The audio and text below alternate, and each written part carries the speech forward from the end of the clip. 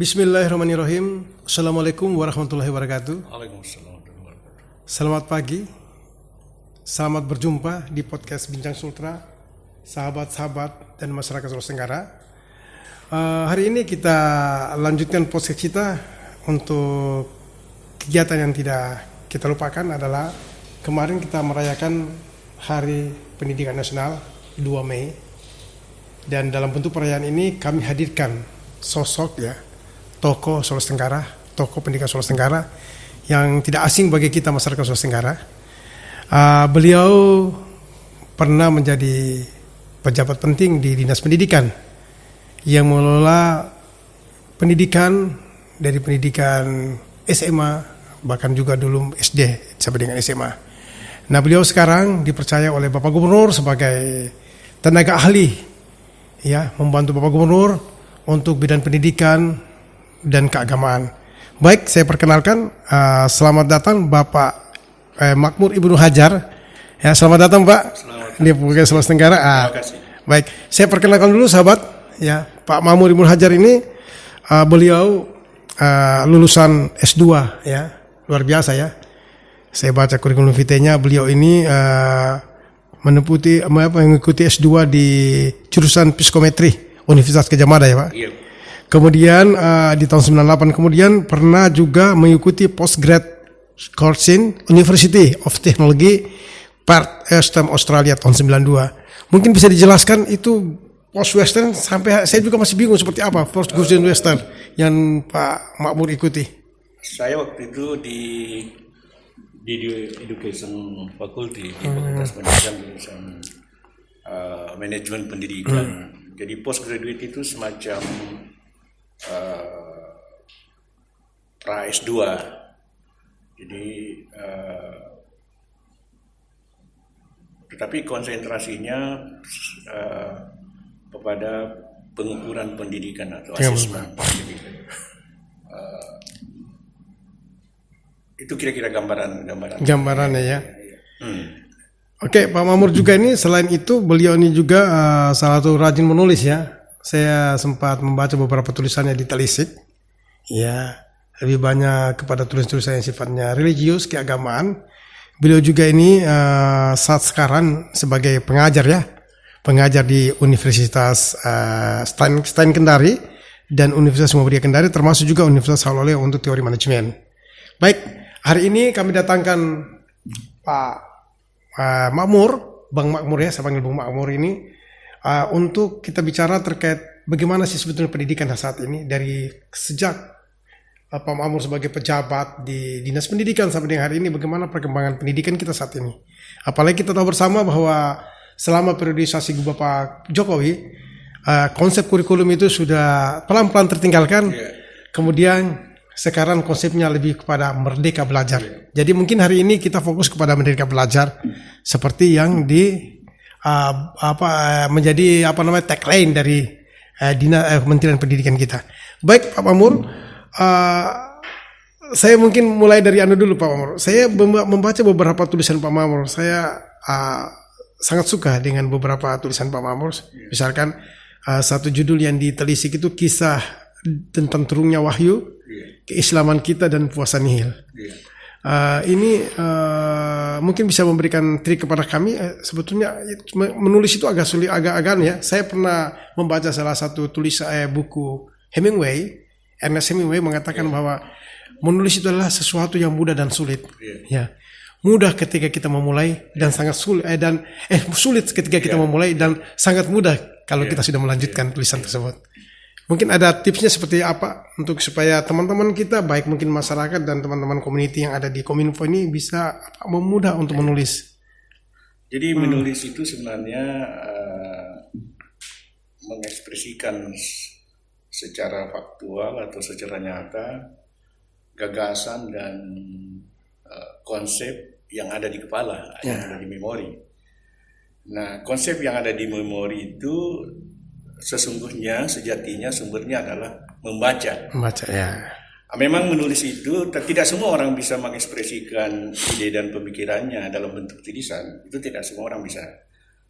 kecuali itu lewat memang pembiasaan. Jadi benar yang Pak Gais katakan bahwa memulai itu susah. Tetapi kesusahan itu harus kita tempuh kalau mau menjadi penulis yang baik. Karena sebenarnya itu pembiasaan-pembiasaan yang harus dilakukan, bagaimana merangkai ide itu menjadi sesuatu narasi dan diksi yang bisa dipahami oleh orang yang membaca. Kan sebenarnya kesulitannya itu adalah merangkai diksi dan narasi menjadi sesuatu yang utuh dari konsep yang ada di kepala dan di memori. Tapi itu harus dilakukan pembiasaan. Tanpa pembiasaan memang harus dilakukan selalu. Dan memang kita memulai dari sebuah kesalahan dan kemudian kita akan perbaiki menjadi sebuah tulisan yang sempurna. Saya kira begitu, Pak Mor. Oke, itu awal kita. Baik pemirsa, kita akan melanjutkan kita masuk kembali kepada fokus pembicaraan kita adalah Merdeka Belajar, karena ini masih dalam rangka Hardiknas. Bang Makmur, saya membaca beberapa program dari Nadiem Makarim sebagai menteri terkait pendidikan ini ya. Ini ternyata Merdeka Belajar ini saya lihat konsepnya ini lebih ditonjolkan dibanding kurikulum. Mungkin bisa diberi penjelasan, kalau kita dulu kan lebih banyak kepada kurikulum, perubahan kurikulum A, B, C dan seterusnya. Terakhir kurikulum 2026 ya. Kemudian sekarang sudah Merdeka Belajar. Apakah Merdeka Belajar itu sebuah kurikulum atau sebuah konsep atau bagaimana? Saya jelaskan dulu supaya jelas dudukannya ya. Jadi yang dia maksud dengan kurikulum itu adalah konten, materi yang diajarkan, metodologi, bagaimana menyampaikan konten itu, dan asesmen. Jadi kurikulum itu bisa disebut sebuah kurikulum kalau kontennya ada, bagaimana metodologi pembelajarannya, dan bagaimana menilai asesmennya. Itu kurikulum, itu utuh itu. Jadi konsep Merdeka Belajar sebenarnya adalah juga diimplementasikan sebagai sebuah kurikulum, dan konten tetap mengacu kepada pilihan siswa sebenarnya, karena di situ terjemahan bebasnya daripada Merdeka Belajar itu. Begitu. Jadi ada kemerdekaan siswa untuk memilih subjek atau materi pembelajaran yang esensial.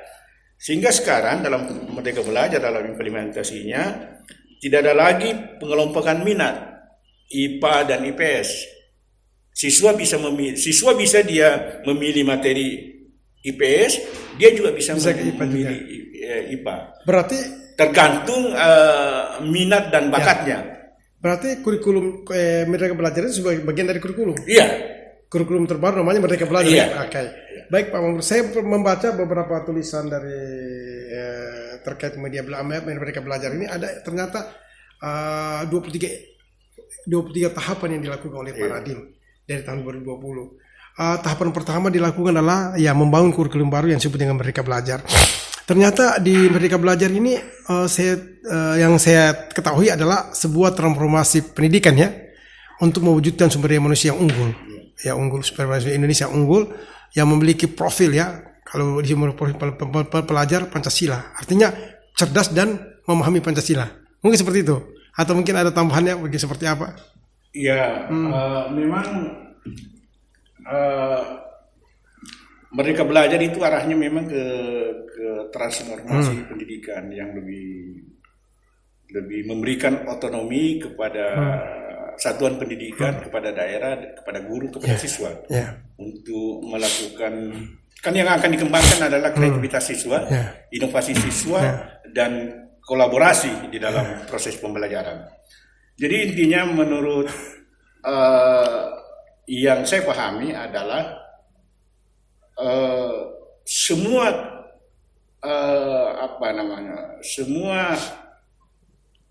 yang terlibat dalam proses pendidikan, baik pemerintah, guru, satuan pendidikan, orang tua siswa, masyarakat industri, harus berfungsi sebagai agen perubahan, agen of change dalam proses pendidikan. Jadi pendidikan itu harus mengarahkan semua komponen untuk melakukan perubahan. Terlibat semua ya. Iya. Nah, sebenarnya kan hakikatnya pendidikan begini, Pak. Hmm. Pendidikan itu bersumber dari dua filosofi operasional. Ya. Jadi ada namanya filosofi education proses produksi, education of production. Jadi pendidikan, lembaga pendidikan itu dilihat sebagai suatu proses produksi. Ya, pendekatan yang kedua adalah pendidikan sebagai suatu proses, education of process. Jadi yang pertama itu siswa itu diarahkan, jadi pusat itu menentukan kurikulum, menentukan materi, menentukan, pokoknya segalanya ditentukan oleh pusat. Sehingga dulu guru itu dan sekolah tidak diberi ruang untuk melakukan kreasi.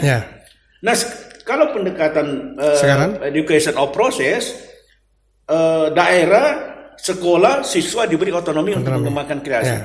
Di situ sebenarnya esensinya daripada Merdeka Belajar itu, ya, pemberian kebebasan kepada siswa untuk dan sekolah untuk mengembangkan kreasi belajar. Nah, jadi si A misalnya, siswa si A tidak lagi harus dicekoki bahwa kamu harus begini. Dia diberikan kebebasan untuk menentukan pilihannya berdasarkan minat dan bakatnya. Baik. Karena motivasi itu kan lahir dari dua hal, lahir dari aspek internal, lahir dari aspek eksternal. Internal itu motivasi itu kita memahami sesuatu karena kita berminat kepada sesuatu. Itu motivasi eksternal. Internal, motivasi eksternal karena saya melihat orang dia berhasil, saya tanya, kamu bisa berhasil gini, apa yang kau lakukan? Itu saya belajar dari pengalaman. Itu motivasi internal, namanya atribusi dalam psikologi. Kira-kira begitu. Berarti saya setuju bahwa ini Merdeka Belajar sebuah kurikulum yang baru. Seperti yang Bang Makmur sampaikan tadi, sudah sangat jelas. Dengan adanya kemerdekaan kepada sekolah, kepada daerah untuk bagaimana memberikan kebijakan-kebijakan pendidikan di daerahnya sesuai dengan kebutuhannya. Saya melihat bahwa sekarang sudah lagi bukan UN ya, sejak tahun 2020 terakhir. Sudah bukan ujian nasional. Sekarang sudah namanya ujian sekolah berbasis nasional. Berarti bahwa Merdeka Belajar ini, bahwa USBN ini sekolah yang menentukan seperti apa ujiannya. Pertanyaannya, apakah semua sekolah berbeda-beda? Misalkan SMA 1 bentuk USBN-nya berbeda dengan SMA 4 atau bagaimana Pak Mamur? Ya, kalau kalau kelulusan itu ditentukan oleh sekolah, maka pasti berbeda-beda. Iya, berbeda-beda. Tapi mungkin kisi-kisinya yang sama. Kisi-kisinya itu menjadi standar patokan yang sama dalam konteks asesmen itu. Jadi begini, Pak.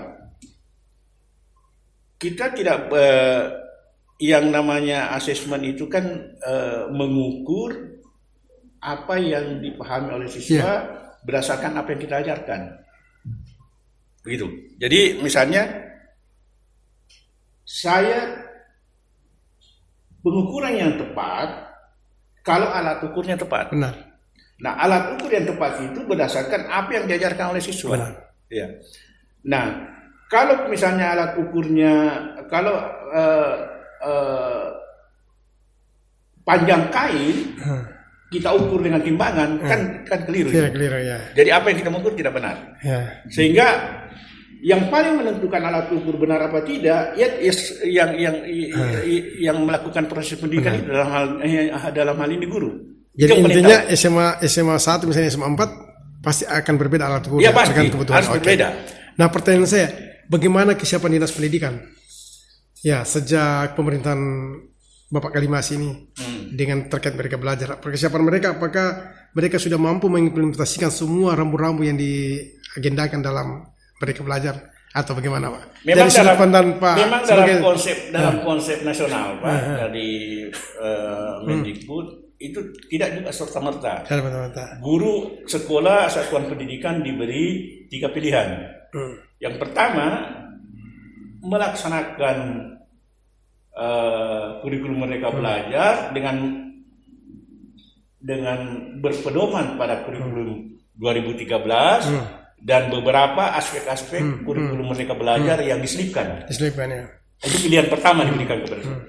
Pilihan kedua adalah melaksanakan kurikulum Merdeka Belajar dan proses pembelajaran dilaksanakan melalui kurikulum Merdeka Belajar juga. Pilihan ketiga adalah melaksanakan kurikulum Merdeka Belajar dengan proses pembelajaran kurikulum Merdeka Belajar dan menularkan kepada sekolah yang lain. Jadi ada 3 pilihan. Oh, tinggal 3 pilihan. Ada 3 pilihan.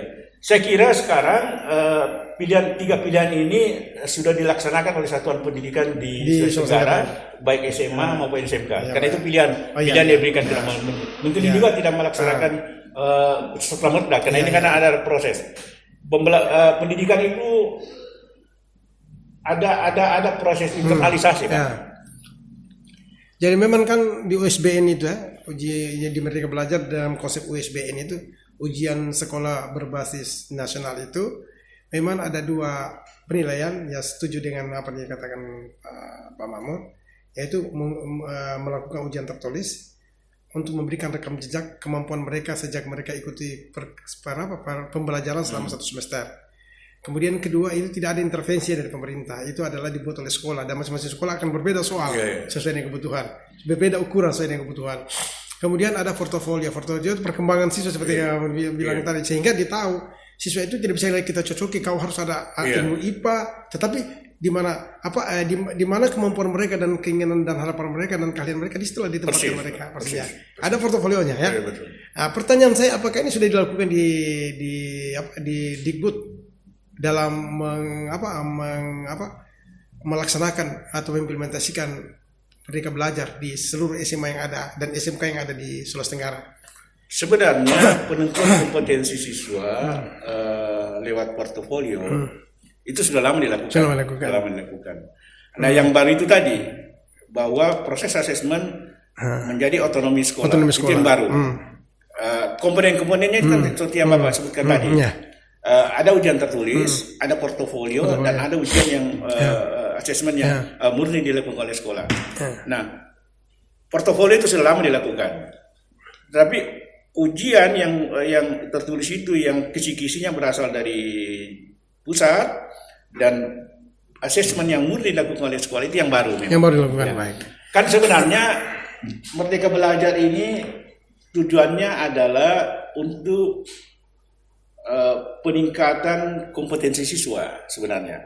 Yang dimaksud dengan kompetensi per definisi adalah ngerti teorinya, bisa diimplementasikan. Itu kompetensi. Nah, ini kan target kita karena katanya konon hasil analisis dari tim dari Pak Nadiem bahwa kita belum sampai mengejar sejak kurikulum sebelumnya, belum sampai mengejar pada PISA ya, penilaian PISA dan TIMSS itu. Sehingga dengan cara Merdeka Belajar, dengan konsep Merdeka Belajar, kita akan bisa masuk ke PISA dan TIMSS, salah satu alat ukur kualitas pendidikan di dunia. Yang menarik dalam konsep Merdeka Belajar juga RPP ternyata sudah dimudahkan. Tinggal 3 komponen dalam RPP. Kalau dulu kan panjang sekali itu RPP. Tinggal ada komponennya, tinggal tujuan pembelajaran, kemudian kegiatan pembelajaran dan asesmen seperti yang kita jelaskan tadi. Nah, ini apakah sudah terimplementasi di sekolah-sekolah yang ada di SMA dan SMK di Kendari? Nah, memang pasti ya. Memang dulu sudah lama mau menghindar dari cara pembelajaran yang ada begitu. Nah, sekarang kan diberi konsep yang lebih sederhana. Dan memang sebenarnya seperti itu. Karena RPP sekarang itu lebih merujuk kepada definisi kurikulum. Iya, tinggal 3 komponen kan? Tinggal tujuannya apa pembelajarannya, kemudian kegiatan pembelajarannya seperti apa, dan asesmennya bagaimana. Kegiatan pembelajaran kan metodologi sebenarnya. Dan asesmen itu bagian akhir daripada kurikulum. Jadi kegiatan pembelajaran sudah termasuk metode, termasuk juga isi pembelajaran. Betul Pak Kadis. Itulah sebenarnya esensi kurikulum Pak Kadis. Siap. Terus selain itu ada lagi ada 3 kan tadi USBN dilaksanakan di Merdeka Belajar, USN dihilangkan, kemudian RPP dirampingkan, dan satu lagi sistem zonasi, PPDB, penerimaan peserta didik berbasis zonasi. Ada yang zonasi 50%, ada afirmasi 15%, perpindahan 5%, dan prestasi 30%. Apakah benar murni dilakukan di pemerintah di SMA yang ada di Kendari dan SMK? Kan begini. Maksud saya di Sulawesi Tenggara ini. Iya, keberhasilan mereka belajar itu diukur oleh 3. Yang pertama partisipasi siswa. Jadi masuk partisipasi siswa itu semua siswa dari tamatan satuan pendidikan tertentu harus bisa mengakses institusi pendidikan yang lebih tinggi. Misalnya tamatan SMP 1 Kendari 300 orang, itu semua harus bisa masuk di SMA. Tapi sekarang kasih zonasi. Apapun anunya, Misalkan ada kuota, ada sekarang titik koordinat. Berapa ratus dari sekolah itu, berapa kilo itu, kalau lewat dari itu maka mereka tidak diterima. Maka mereka bisa melalui sistem afirmasi. Ada namanya sistem perpindahan, masuk di sekolah dekat rumahnya, kemudian pindah lagi kembali, dan ada yang namanya prestasi. Itu cuma cara saja. Cara untuk memaksimalkan partisipasi siswa untuk bisa masuk pada jenjang pendidikan yang lebih tinggi. Tapi kan kendalanya begini, Bang. Kadang ada orang yang jauh rumahnya tapi anaknya mau di SMA 1. Misalkan dia tinggal di Puato, dia mau di SMA 1 Kendari, itu kan zonasinya tidak sampai. Itu harus dirubah. Tapi ada kita yang jalur prestasi bisa dia sampai. Kalau dia punya prestasi maka dia bisa masuk SMA 1. Ya itu kan pengecualian. Pengecualian untuk beberapa orang yang punya. Tapi tidak ada masalah terkait itu di selama. Pasti ada masalah ya. Artinya di Dikbud selama ini menjalankan sesuai dengan aturan yang berlaku ya. Jadi saya lanjutkan ya. Jadi ukuran-ukuran keberhasilan mereka belajar ada 3. Yang pertama partisipasi siswa. Yang itu tadi bahwa semua peserta didik dalam jenjang pendidikan tertentu tetap memiliki akses yang besar untuk bisa lanjut. Yang kedua adalah pembelajaran yang efektif. Pembelajaran yang efektif tadi itu tadi metodologi sebenarnya. Jadi informasi ilmu pengetahuan yang disampaikan oleh guru melalui proses pembelajaran itu sampai semua ke memorinya siswa, ditangkap secara utuh. Itu namanya efektif pembelajaran. Yang ketiga adalah tidak ada yang tidak lulus. Harus lulus semua. Harus lulus. Tapi dengan nilai yang berbeda-beda. Kemampuan berbeda. Karena sudah di portofolio kan. Itu alamiah saja. Ke potensi manusia kan memang. Pertanyaan kita, ini kan persoalan dari hasil pembelajaran mereka kemudian dinilai dalam rapor. Apakah ini dalam misalkan di perguruan tinggi sudah siap mengikuti regulasi yang sekarang berubah ini? Kemudian kedua untuk SMK apakah di tempat kerja sudah siap ya? Artinya mereka ketika mereka sudah selesai mereka dapat diterima di tempat kerja mereka sesuai dengan misalkan dia itu SMK untuk kejuruan di bidang montir motor, kemudian dia bisa direkrut di dunia kerja. Kan sekarang selama ini ada keluhan-keluhan situ, banyak output yang di SMK, kemudian mereka tidak tersalurkan untuk bekerja, bahkan pengangguran, bahkan bawa ojek ya misalkan. Bahkan juga kemudian mereka menjadi ambil kuliah di perguruan tinggi umum. Menyikapi permasalahan ini bagaimana? Tergantung sarana vokasinya Pak. Saya beri contoh. STM Kendari, SMK 1 Kendari ya. Dia punya alat praktek vokasi otomotif itu mobil kijang yang pengapiannya masih lewat platina. Ya. Sementara kan sudah injeksi. Nah sekarang mobil kijang itu hampir semua mobil proses pengapiannya itu sudah injeksi. Jadi kalau mereka melamar sudah teknologinya. Berarti sekolah harus siap infrastruktur. Pertanyaannya apakah SMK Kendari dan SMK lainnya sudah disiapkan itu oleh Dinas Pendidikan? Kalau teknologi canggih seperti itu, maksud saya sudah disiapkan infrastruktur itu di sekolah. Saya tidak tahu. Tapi kalau vokasi yang lain, iya. Sudah. Misalnya menjahit, perhotelan, itu kan relatif perubahan teknologinya tidak terlalu banyak. Iya. Mesin jahit yang Singer yang tahun 70-an masih bisa dipakai. Meskipun itu akan lambat. Tidak bisa lagi menerima order yang begitu besar.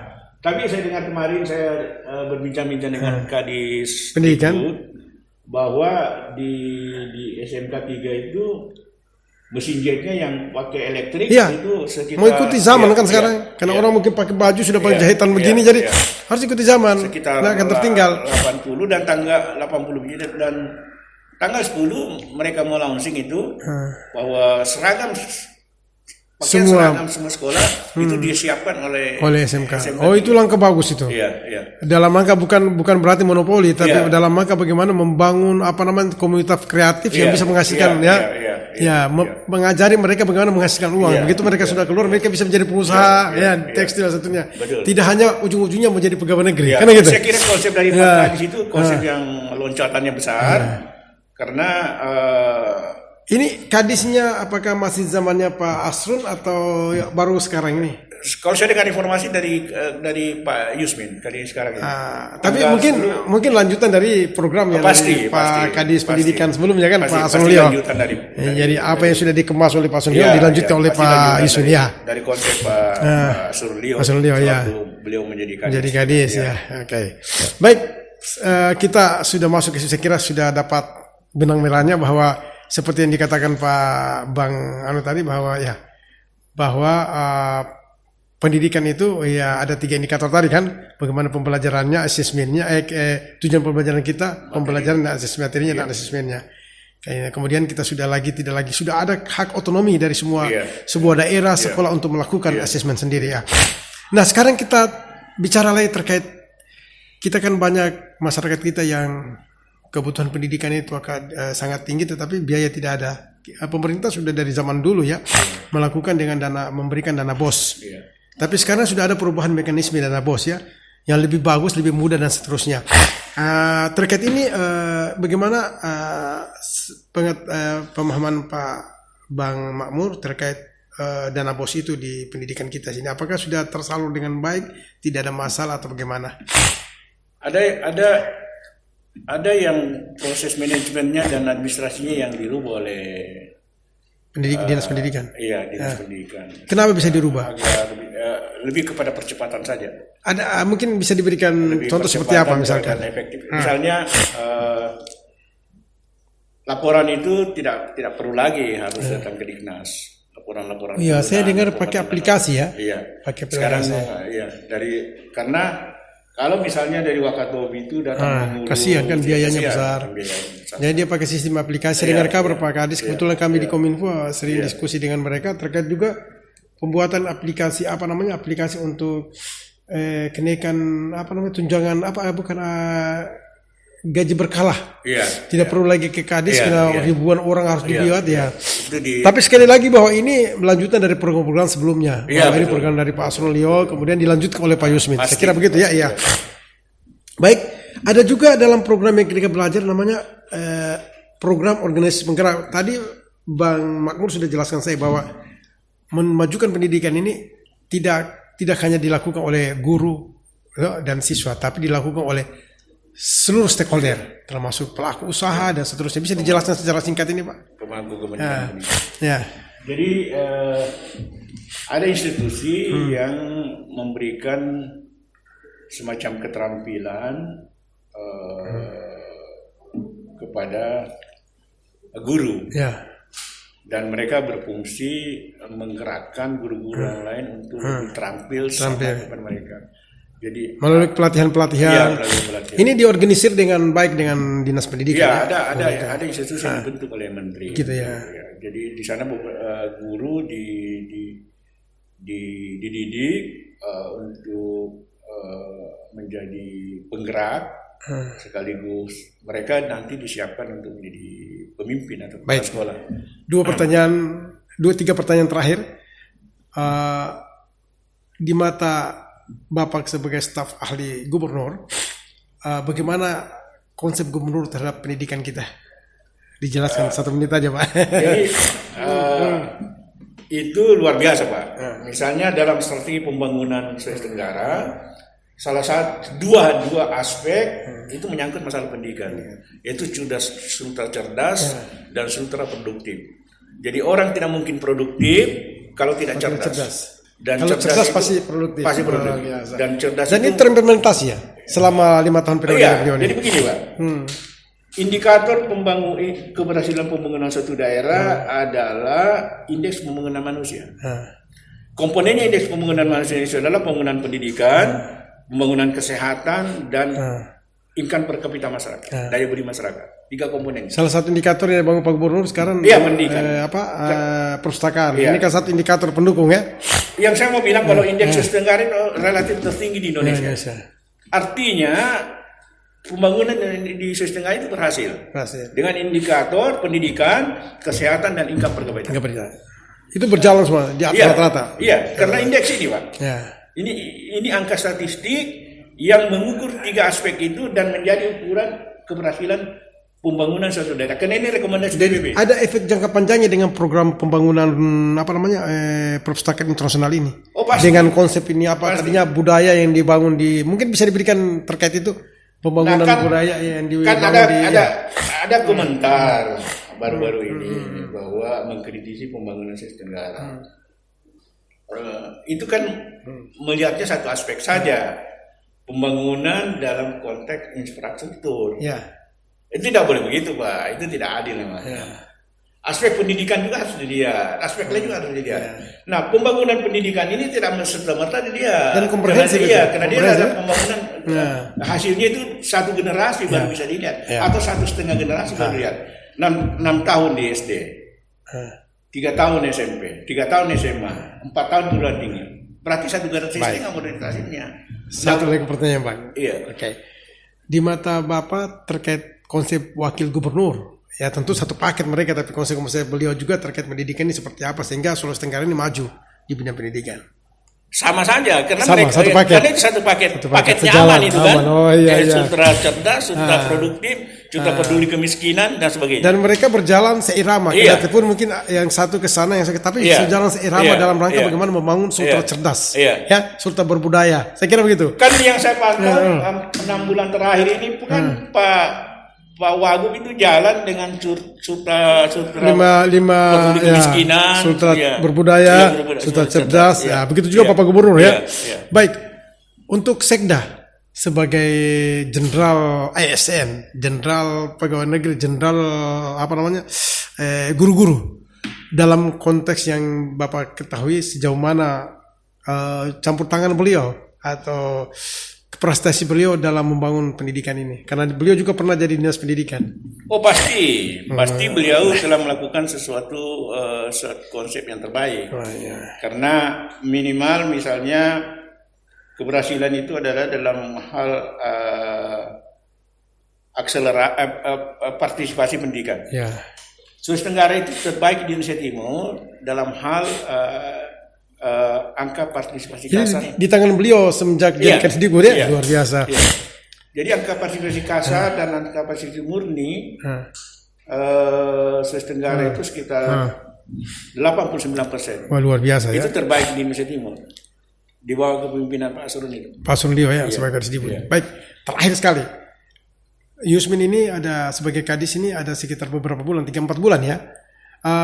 Menurut Pak Makmur, pandangannya bagaimana, sejauh mana perkembangan yang dilakukan atau langkah-langkah yang dilakukan Pak Yusmin dalam hal membangun pendidikan ini? Loncatannya luar biasa. Luar biasa ya. Banyak gagasan-gagasan yang cerdas yang dilaksanakan. Tapi tetap sejalan dengan program lama kan? Tidak yang lama ya. Benang merahnya kita. Benang merahnya ya. Tapi loncatan-loncatan banyak sekali yang dilakukan dan itu saya kira cukup cerdas. Dan bisa mendorong percepatan pengembangan kualitas siswa di Sulawesi Tenggara, khususnya SMK dan SMA serta sekolah luar biasa. Disederhanakan seperti apa misalkan satu contoh misalkan loncatannya? Yang bisa itu tadi mendorong, jadi ada statementnya yang sangat luar biasa. Yang pertama adalah anak SMK itu jangan ikut vokasi pada institusi bisnis, industri, dia menjadi buruh, dia menjadi kuli di sana. Misalnya jurusan perhotelan, jangan kerjanya hanya memperbaiki spray hotel, toilet dan sebagainya. Office boy office boy Sehingga homeboy. Dia beri contoh dan dia konkretkan siswa jurusan busana itu harus bisa produktif, dikelola dalam konteks sebagai menjadi pelaku usaha pengusaha yang profesional dan menyiapkan pakaian seragam siswa Sulawesi Tenggara. Harus dibantu dana dong. Dibutuhkan dana, dibentukan pelaku usaha yang membantu Iya, memberi pasti. investasi Mungkin ya. kita Gitu. sama-sama kadin. Harus itu. Kalau tidak begitu kan tidak akan jalan Iya, juga. iya. Karena seperti juga perhotelan. Kalau kemudian mereka dilatih menjadi apa di sana, kemudian jadi office boy atau room boy, harusnya kan kurikulumnya diubah juga. Tidak harus bahwa mereka keluar menjadi room boy, tapi mereka keluar mungkin menjadi manajer di situ, Iya. menjadi salesman, menjadi marketing, kan gitu. Jadi ada juga intervensi materi tentang Iya. tentang tentang wirausaha. Oh, iya. Jadi begini, statement saya terakhir. Ada adigum dalam pendidikan. Pemimpin pendidikan atau penyelenggara pendidikan jika keliru memberikan masukan kepada lembaga dunia pendidikan, maka korbannya satu generasi. Betul. Berbeda dengan dokter. Kalau seorang dokter keliru mendiagnosa penyakit seseorang, Satu orang korban. satu orang Satu orang korban. Iya. Baik pemirsa, saya kira statementnya sudah bagus, sudah cukup. Tapi masalah pendidikan ini, masalah Merdeka Belajar dan masalah Hardiknas ini tidak sampai di sini. Tetapi dengan materi yang diberikan oleh Pak narasumber kita hari ini, Pak Makmur Ibnu Hajar, ini sangat lengkap, sangat kompleks. Hal-hal lebih spesifik nanti kita tanyakan kepada Pak Yusmin sebagai Kadis Dikbud. Dan kemudian juga tidak lupa kita akan tanyakan kepada Pak Sekda yang memang pernah juga beberapa tahun menjadi Kadis Dikbud. Sejauh mana perkembangan yang kita bisa lihat secara nyata bahwa Sulawesi Tenggara pendidikannya naik di atas rata-rata nasional. Demikian pemirsa, waktu kita cukup ya, dicukupkan. Kita akan berjumpa lagi. Saya Ridwan Badala mengucapkan assalamualaikum warahmatullahi wabarakatuh.